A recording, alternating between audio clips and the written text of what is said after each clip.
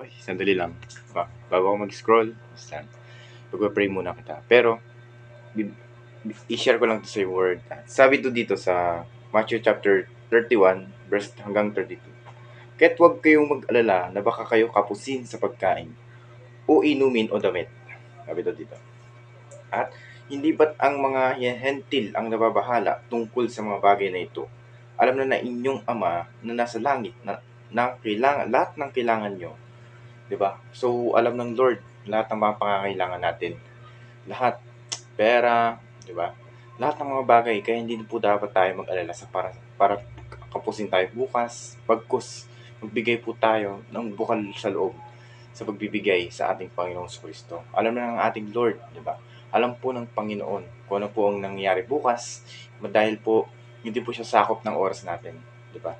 Kaya huwag po tayong mag-alala. Pag-pray po natin lahat ng mga mahal natin sa buhay. Pag-pray po natin lahat ng mga kaibigan natin.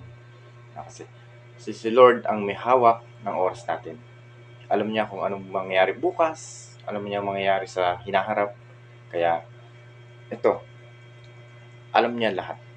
Kaya, mga kapatid, dapat natin malaman na dapat natin nabigyan, 'di ba? Dapat tayong gawin na lahat ng kalooban ng Lord dapat nating gawin.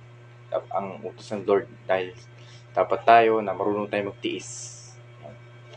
Dapat hindi po tayo nagbibigay po tayo ng tithes and offerings. Dapat hindi po tayo napipilitan. Bagkus buong bukal po sa loob.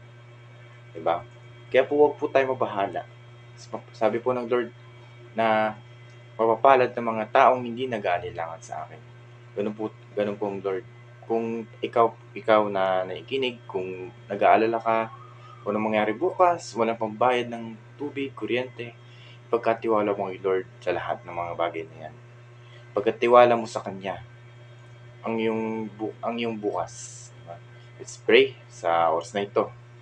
Mag-pray natin kung anong bagay na pinag-aalala mo sa buhay mo, kung anong mga bayarin.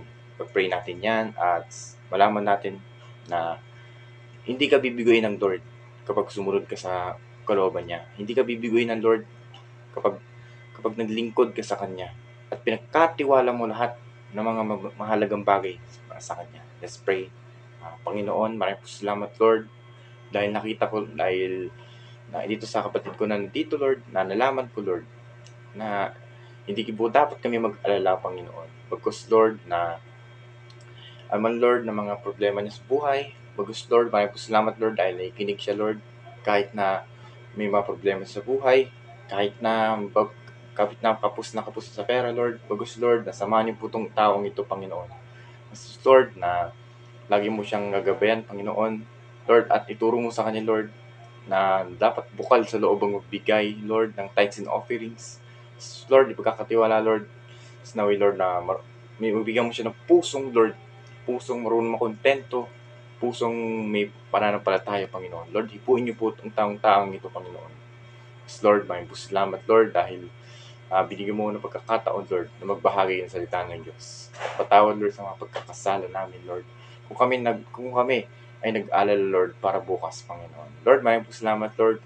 Lalaman namin Lord na hawak mo Lord, ikaw ang alam na ninyo Panginoon kung ano man ang pangangailangan namin Lord. Pinagkakatiwala namin sa iyo lahat Panginoon. Balik ko po Lord sa iyong papuri at pasalamat sa pangalan ni Jesus. Amen. Salamat kapatid, yun lamang. God bless you.